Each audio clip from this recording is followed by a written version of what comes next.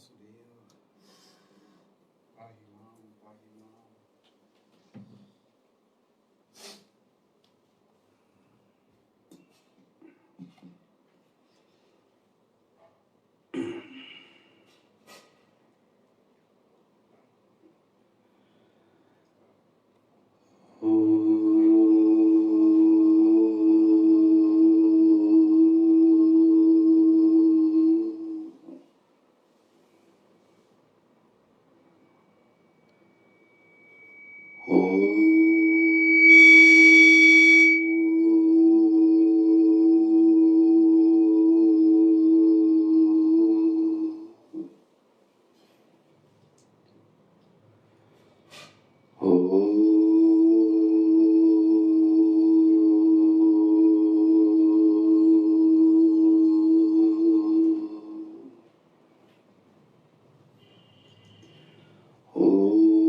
सहनावतु सहनौ भुनक्तु सह वीर्यं करवावहै तेजस्विनावधीतमस्तु मा विद्विषावहै।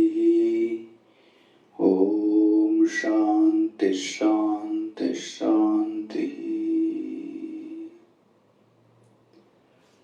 अज्ञानतिमिरान्धस्य ज्ञानाञ्जनशलाकया चक्षुरुन्मीलितं येन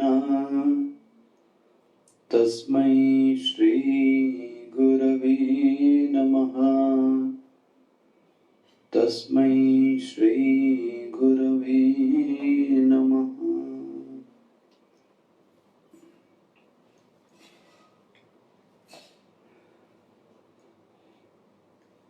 34वें श्लोक से पाठ करेंगे।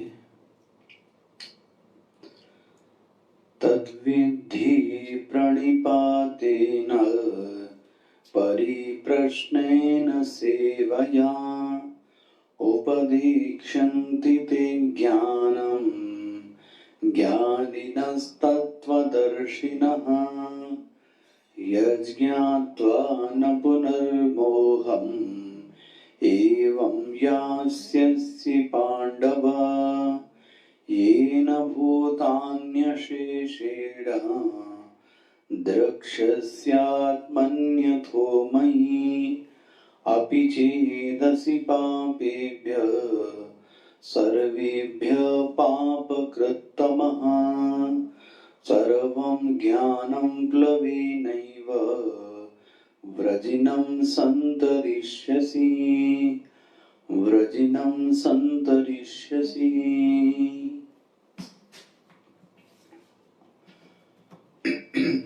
तो उस ज्ञान की प्राप्ति के लिए भगवान ने कुछ उपाय बोले। उसको जानने के लिए किसको तत्विद्धि, विधि मतलब वह ज्ञान प्राप्त करने के लिए जीवन में किसी महापुरुष का आगमन जरूरी है और वह संत कोटि से उठकर आपके ऊपर शासन करने की क्षमता रखता हो और मैं भी उसके शासन को स्वीकार करने में प्रसन्नता महसूस करूं। जब जीवन में एक गुरु की प्राप्ति हो गई तब वह जाकर प्रणिपात करता है। प्रणिपात ही नहीं, उसके बाद वह उनकी सन्निधि को पाता है। कई बार व्यक्ति के जो दोष हैं वो प्रवचन से दूर नहीं होते। जो जिनके दूर होते हैं या जो गुरुकुल में रहते हैं वो इस बात को समझ सकते हैं और साधु समाज तो बहुत अच्छे से समझता है। गुरुकुल में गुरु के समीप रहने से जीवन के बहुत सारे दोष हमारे दूर होते हैं, क्योंकि हम उस गुरु के चरित्र को, आदर्श को, व्यवहार को देखते हैं, कितना बात करते हैं, कैसे बात करते हैं, तो इसलिए कहा गया सेवया। और दूसरी बात है, सेवा करने से गुरु की निकटता भी प्राप्त हो गई और अब वह उनसे प्रश्न पूछता है। कल जैसे मैं कह रहा था, को नाम बंधः कथमेश आगतः, बंधन किसका नाम है, कहां से आया है, कथम प्रतिष्ठा, इसकी प्रतिष्ठा क्या है। और फिर गुरु उसको बोलते हैं, अविचारेण कृतः बंधः, हे शिष्य यह बंधन तो अविचार से है और अविचार ही इसका जीवन है। और यह गुरु उसको क्या करते हैं, उपदेश देते हैं। और आखिरी में बात यहाँ पे समाप्त हुई। उस गुरु के लिए भगवान ने 2 शब्द बोले। एक शब्द बोला ज्ञानिनः और दूसरा बोला तत्वदर्शिनः। ज्ञानिनः का अर्थ हुआ कि वह व्यक्ति परोक्ष ज्ञान रखता है। परोक्ष ज्ञान का रखता है, इसका मतलब ये हो गया कि उसको भी किसी गुरु की सन्निधि मिली हुई है, वह श्रवण करता है, वह मनन करता है, वह ध्यान करता है, लेकिन अभी उसकी निष्ठा उसको प्राप्त नहीं हुई। ये साधकों की कोटियां हैं। श्रवण भी जीवन में है, मनन भी जीवन में है, निधिध्यासन भी जीवन में है, बट उस ज्ञान में अभी भी उसको निष्ठा प्राप्त नहीं हुई है। ऐसे को शास्त्र कहता है यह परोक्ष ज्ञानी है। परोक्ष ज्ञानी तो बोले आप परोक्ष ज्ञानी, हाँ एक और ज्ञानी होता है, वह भी गुरु हो सकता है। वह उसका लक्षण बताया गया तत्वदर्शिनः। उसकी तो निगाह ही सिर्फ और सिर्फ तत्व पे रहती है। वाह भाई, जैसे कि सुनार की निगाह सदैव किस पे रहती है। महाराज आप रिश्तेदार भी हो तो भी उसकी निगाह किस पे रहती, सोने पे रहती है। रुपए के लालची कितना भी होगे, उसकी निगाह किस पे रहती है, रुपयों पर, पैसों पर। इसको बोलते हैं दर्शी। क्या देखता है, धन देखता है, रूप देखता है, यश देखता है। एक व्यक्ति है जो इसकी तलाश में है, यश हो जावे, यश हो जावे, यश हो जावे। ये कैसा है, तत्वदर्शी। वाह, इसकी निगाह तो सिर्फ तत्व पर है। तो बोले कुछ करता धरता नहीं, सब कुछ करता है। हाँ, सब कुछ करते हुए भी निगाह तत्व पर होना, यही तो कला है। और सबको हटा के निगाह करना वो कला नहीं है। सब कुछ करते हुए भी निगाह तत्व पर होना, ऐसे व्यक्ति को तत्वदर्शी कहते हैं। ये निगाह कैसे रहती है, मतलब बोले प्रश्न मन में आ सकता है साधक के। एक अच्छा दृष्टांत कल मैं देख रहा था कि मान लें उसकी निगाह कैसे रहती है। जैसे हम कपड़ा पहनते हैं, तो जब हम वस्त्र पहनते हैं तो वस्त्र अपनी नाप का पहनते हैं, कुर्ता पैजामा शर्ट पैंट जो भी पहनते हैं अपनी आकार का पहनते हैं। अब हम जहां भी चलते हैं तो हमारे साथ में कौन चलता है, वस्त्र भी चल रहा है।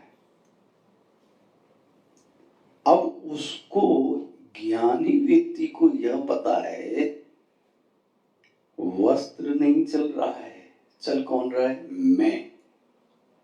लेकिन दिखता ऐसा है कि वस्त्र भी क्या कर रहा है? चल रहा है। क्योंकि उस व्यक्ति की निगाह किस पे? शरीर पे। तो वो कहता है वस्त्र नहीं चल रहा है, शरीर चल। ऐसे ही ज्ञानी के लिए शरीर वस्त्र है। ओहो, ज्ञानी के लिए शरीर वस्त्र है। तो वह देखता है वस्त्र तो चल रहा है, किसके कारण? अहम के कारण। और वस्त्र होवे और वस्त्र न होवे, मैं तो हूं।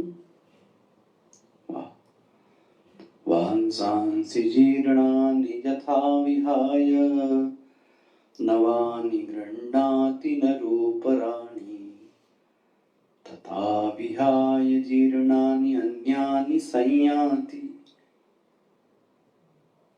ये श्लोक गीता में देखा ना। विहाय जब ये छोड़ता है, तो जब यह धारण कर रहा था तब भी देह थी। बहुत ध्यान से देखें,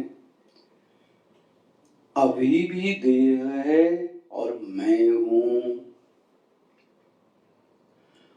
मृत्यु के बाद में भी देह तो नहीं है, लेकिन मैं हूं।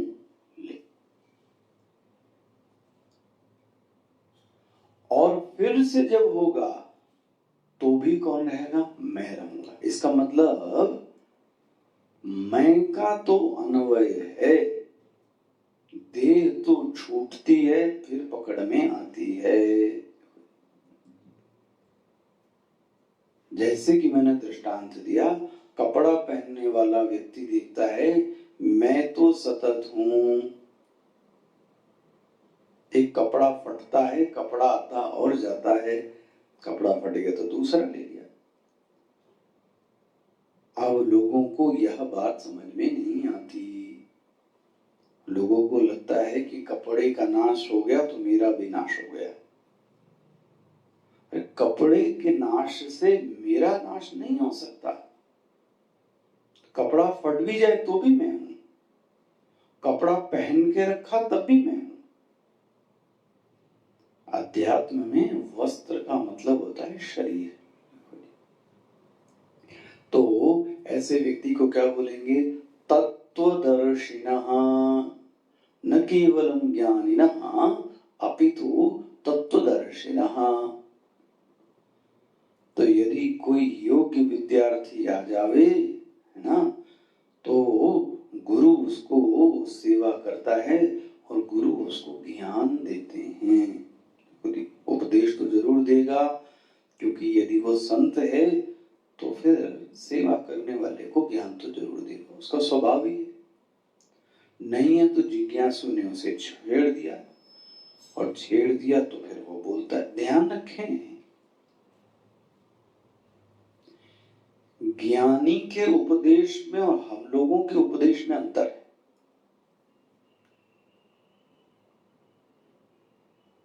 बात एक ही है, इन ज्ञानी का उपदेश अलग है। क्या अंतर है? हम लोग जब उपदेश करते हैं तो कर्ता बनकर करते हैं। कर्ता। ज्ञानी जब करता है तो कर्ता बनकर नहीं करता। अपने अपने उपदेश में भी अंतर देखना चाहिए, हम साधु जगत के लिए। उपदेश सहज है कि उपदेश कर्तृत्व प्रधान हो रहा है।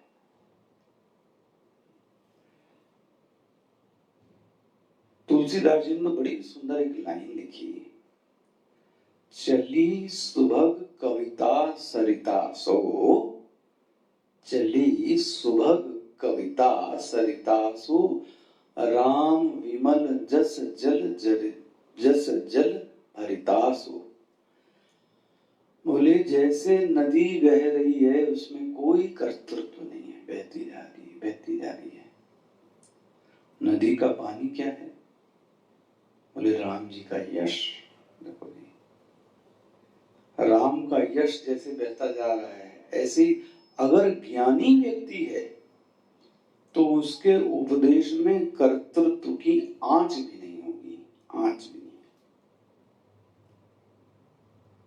लेकिन हम लोगों के उपदेश में तो कर्तृत्व की आंच है, डूअरशिप है। अपना अपना सब देखने की चीज है हमारा। इसलिए तो उसके लिए लक्षण क्या किया गया? ज्ञानिनस् तत्वदर्शिनः। वो व्यक्ति कैसा है? बोले वो ज्ञानी है, ज्ञानी ही नहीं, हाँ वह तत्वदर्शी भी है। तत्वदर्शी का अर्थ समझ में आ गया? सब कुछ करते हुए भी जिसकी निगाह हाँ तत्व पर है, उसको क्या बोलेंगे? तत्वदर्शी।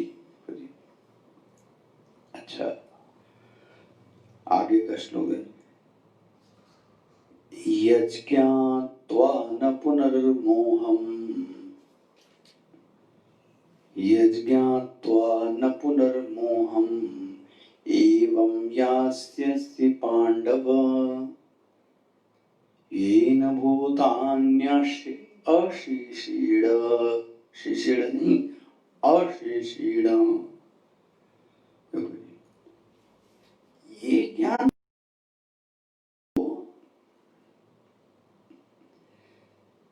जो ज्ञान पैदा होकर नष्ट हो जाए वह ज्ञान नहीं है, भावना है।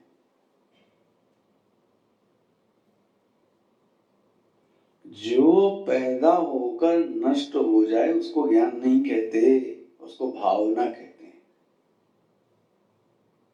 हम लोगों की क्या होती है? भावना। भावना का लक्षण ही क्यों टूटती है? गुरु के प्रति, माता के भावना बनाई, टूटे, उसका स्वभाव ही है टूटना। ज्ञान तो वह है जो कभी टूटता, उपजई, बिनसई, पैदा और नष्ट नहीं होता। इसलिए बोलते हैं यज्ञात्वा न पुनर्मोहम्। ऐसा नहीं कि वो ज्ञान प्राप्त करने के बाद फिर से अज्ञान आ जाता है, न पुनर्मोहम्। उसके बाद जिसको भी एक बार ज्ञान प्राप्त हो गया, अब उसके जीवन में दोबारा कभी भी अज्ञान नहीं आ सकता है। न पुनर्मोहम्, इसका मतलब अब उसको दोबारा कभी भी मोह की प्राप्ति नहीं हो सकती। भगवान ऐसा ज्ञान, हाँ, ज्ञान का यही लक्षण है कि एक बार प्राप्त हो जाने के बाद अब वह दोबारा अज्ञान की प्राप्ति नहीं हो सकती।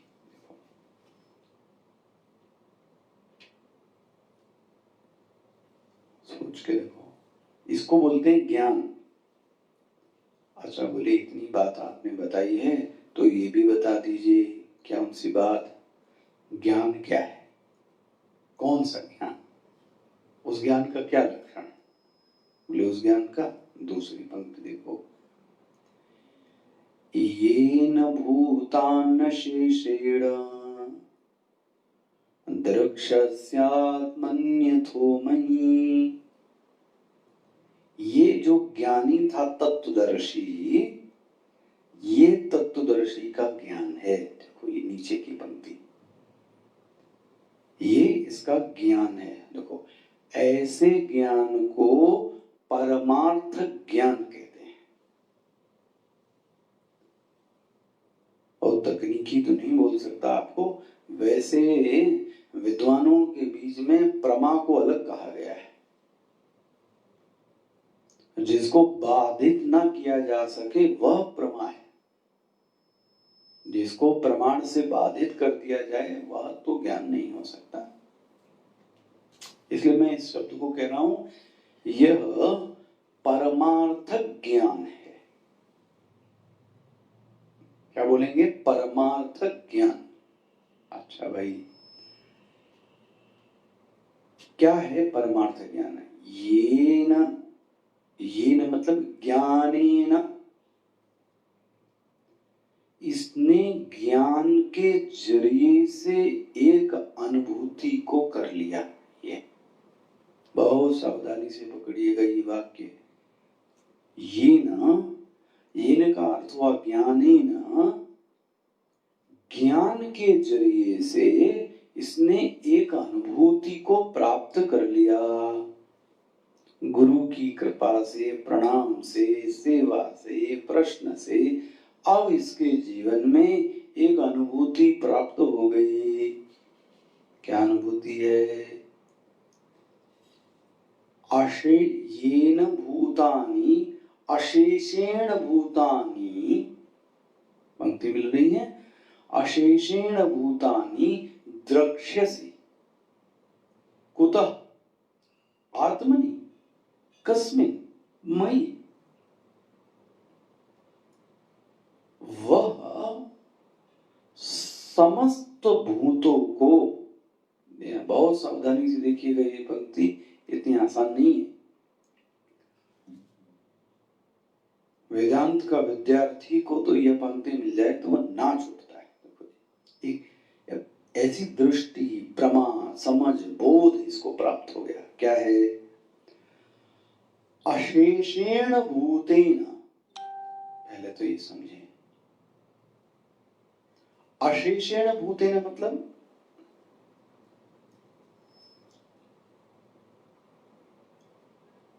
एक ऐसा बोध प्राप्त हो जाने पर समस्त तीन, देखो अशेषेण भूतेन में क्या आएगा? एक अशेषेण का उल्टा क्या होगा? शेष। अशेष मतलब संपूर्ण, टोटलिटी। तो देखो इस अशेषेण शब्द में तीन चीजें आएंगी।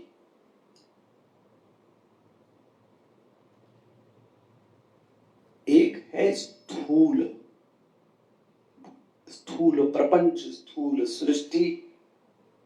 एक सूक्ष्म प्रपंच, सूक्ष्म महाभूत। एक है अव्यक्त। तीन चीजें, अव्यक्त प्रपंच,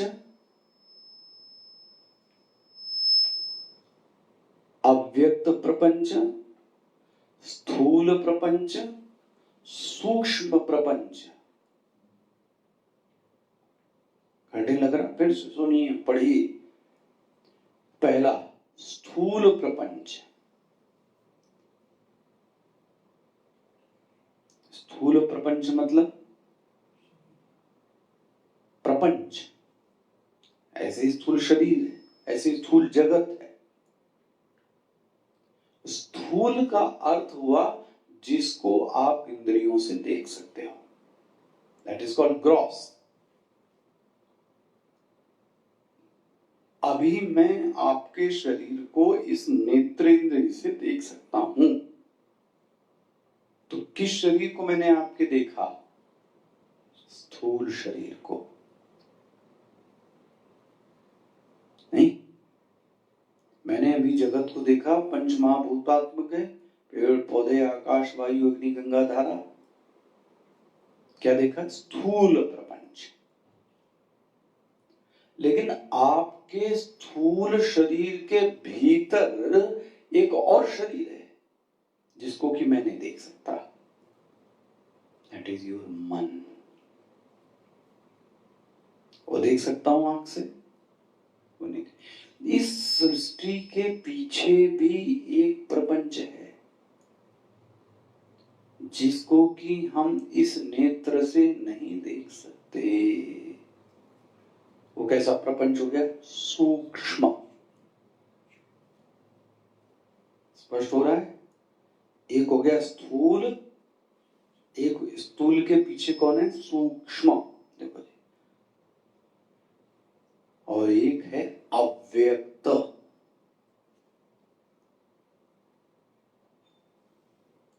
नहीं आता तो सब पूछिएगा, पढ़िएगा, महात्मा से किसी पूछिए। और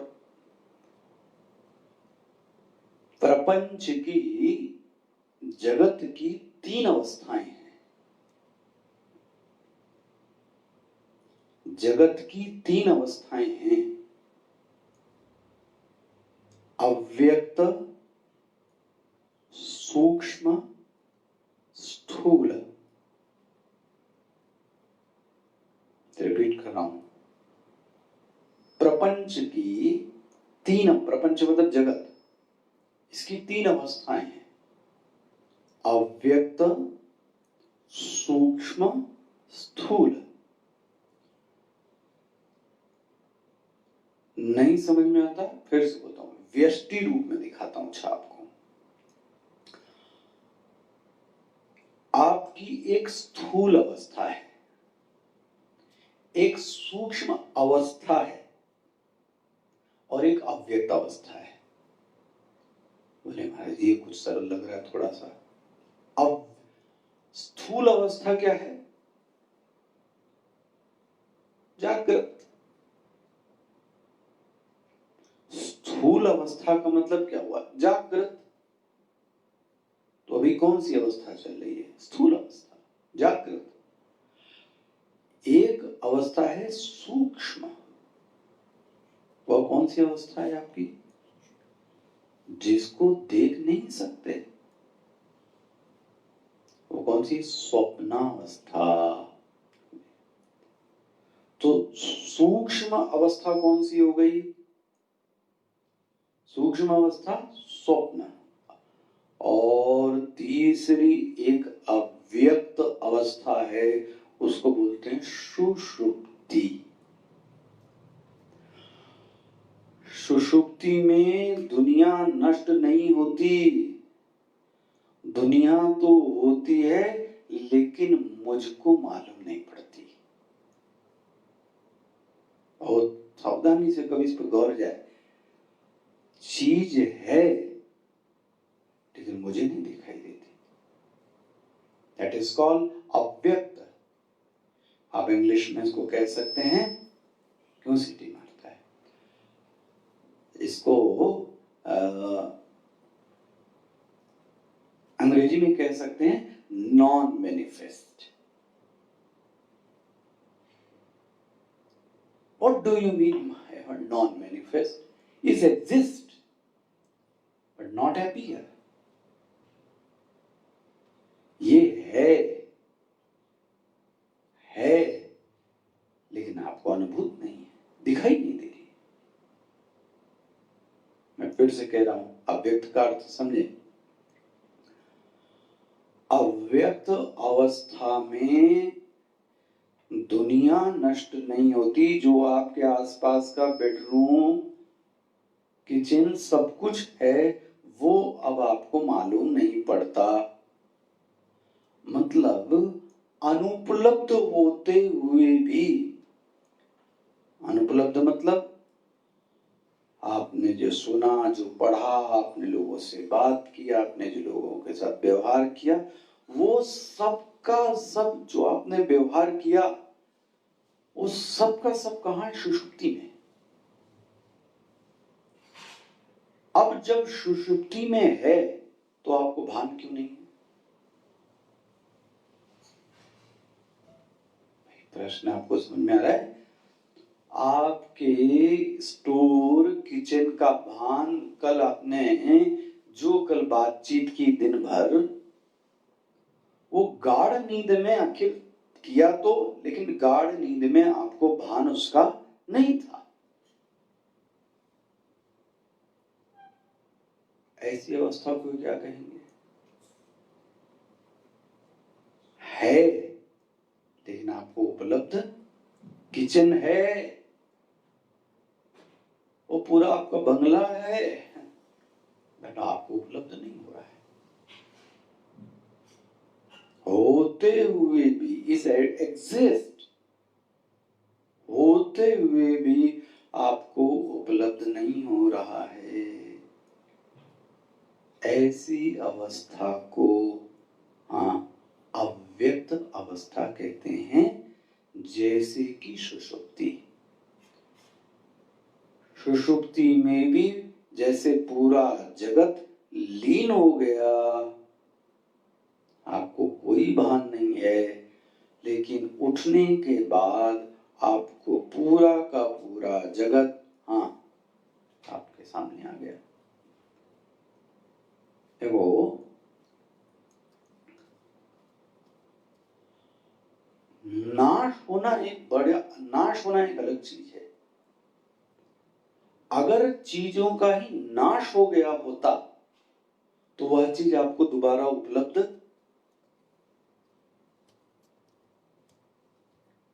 संभवतः। इसको उपदेश सार में 2 शब्दों में मैंने व्यक्त किया है।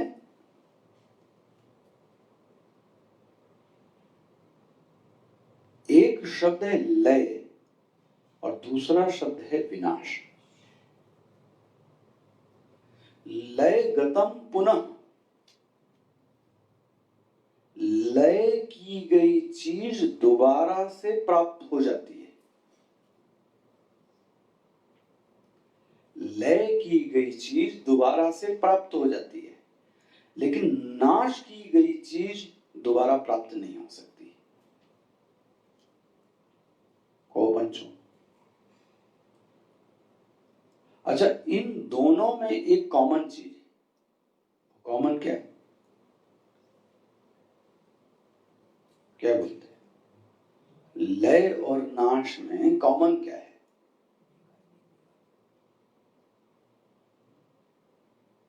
क्यों? को दिमाग लगता है?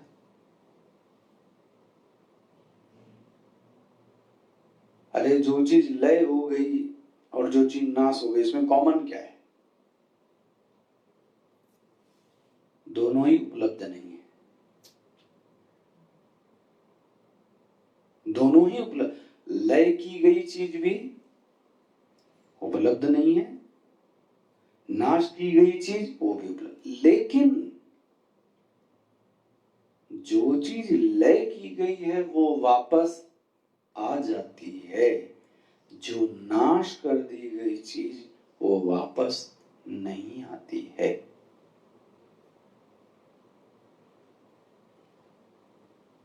आता है कुछ समझ में वेदांत? जगत का नाश नहीं होता,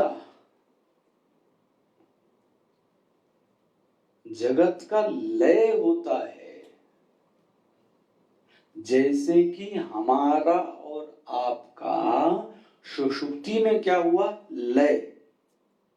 तो लय हुआ तो सब चीजें क्या हो गई? सो गई।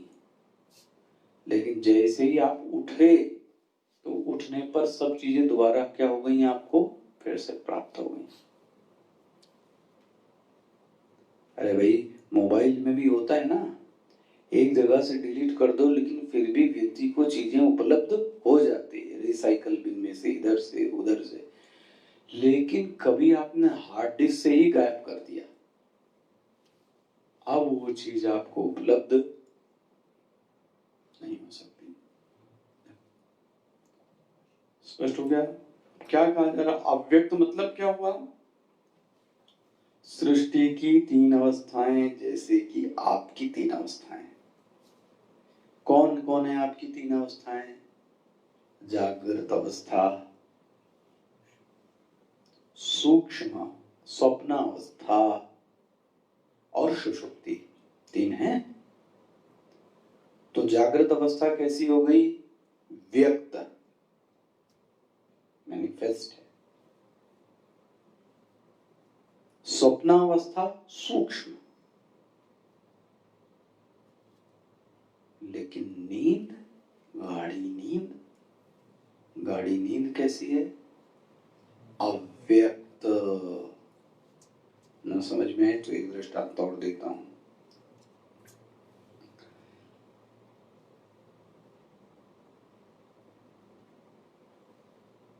चने को या गेहूं को बो दो।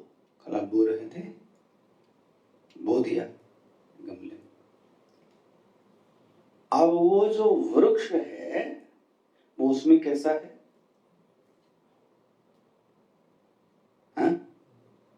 अव्यक्त रूप से है। नहीं है ऐसा नहीं है, है लेकिन दिखाई दिखाई नहीं दे रहा है। तो जो वृक्ष है वो बीज में किस रूप से पड़ा हुआ है? अव्यक्त रूप से है, दिखाई नहीं देगा। भाई माँ में बच्चा पड़ा है, लेकिन अब आप इन आंखों से बच्चे को देख तो कैसा है? अव्यक्त रूप से वह बच्चा कहाँ है? माँ के गर्भ में है। जैसे बीज में वह वृक्ष कैसा है? अव्यक्त रूप से है, दिखाई। ऐसे ही यह जगत बीज रूप से आत्मा में है। ये है ज्ञानी की अनुभूति, यही है तत्वदर्शी। अशेषेण भूतेन, अशेषेण भूतेन का मतलब क्या हुआ? स्थूल, सूक्ष्म और अव्यक्त, ये तीनों प्रपंचों को वो आत्मा चैतन्य में देखता है। ये जिसकी अनुभूति है वह ज्ञानी है। समझाने के लिए एक बहुत सरल कथा बताऊं, इसी सृष्टि की जो आप बोल रहे थे, अव्यक्त। भागवत, श्रीमद् भागवत में इसको बहुत रसमय बनाकर इस घटना को बताया, वो सुना के समाप्त। नारद जी तपस्या कर रहे थे और महाप्रलय का समय आया। नारद जी तपस्या कर रहे हैं, महाप्रलय का समय, तो सारे जीव कहां सो गए? ब्रह्मा जी में। सारे जीव किस में सो गए? ब्रह्मा जी में। नारद जी भी कहां सो गए? ब्रह्मा जी में। ब्रह्मा जी कहां सो गए? अनंत चैतन्य में। ब्रह्मा जी का भी लय हो गया। जीवों का लय किसमें हुआ? ब्रह्मा जी में। ब्रह्मा जी का लय किसमें हो गया? अनंत चैतन्य में। इस अवस्था को बोलते हैं महाप्रलय।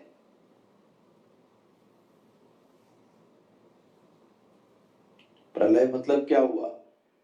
जीव चले गए ब्रह्मा में, ब्रह्मा जी चले गए उस शक्ति में, उस ब्रह्म में, उस भगवान में जो के। अच्छा भाई, अब सृष्टि पैदा हुई तो सबसे बाद में कौन लय हुआ था?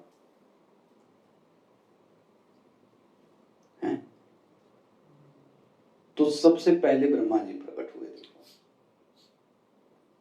सृष्टि का प्रारंभ हुआ तो सबसे पहले कौन हुए? ब्रह्मा जी हुए। और आपने पढ़ा होगा ना, चतुर्श्लोकी भागवत पढ़े, और वो खोजने लगे मैं कहां से पैदा हुआ, क्या करूंगा। और उन्हीं ब्रह्मा जी से कौन निकले? नारद जी। वो भी लय हुए थे ना। और क्योंकि ब्रह्मा, नारद जी भी किसमें सोए हुए थे? ब्रह्मा जी में। इसीलिए ब्रह्मा जी से नारद जी निकले मन से, इसीलिए नारद को क्या बोलते हैं? मानस पुत्र। कैसे पुत्र? मन से पैदा हुए, देवर्षि कहलाए इसीलिए। और उनके मानस पुत्र सनक आदि 4 ऋषि जो हुए, सनक आदि, ये भी कैसे कहलाए? मानस पुत्र। स्पष्ट हो गया? तो आप इन कथाओं को देखो, प्रलय को देखो वेदांत इस भागवत में, इस दृष्टि में, तो आपको और भी स्पष्ट ये सब चीजें होंगी, कैसे कैसे घटनाएं घटती। ये क्या देखता है ज्ञानी? पूरा का पूरा जगत, कैसा जगत, कैसा भूत? स्थूल, सूक्ष्म और अव्यक्त, तीनों को कहां देखता है? आत्मनि मई। जैसे कि पूरा का पूरा घड़ा किसमें रहता है? मिट्टी में।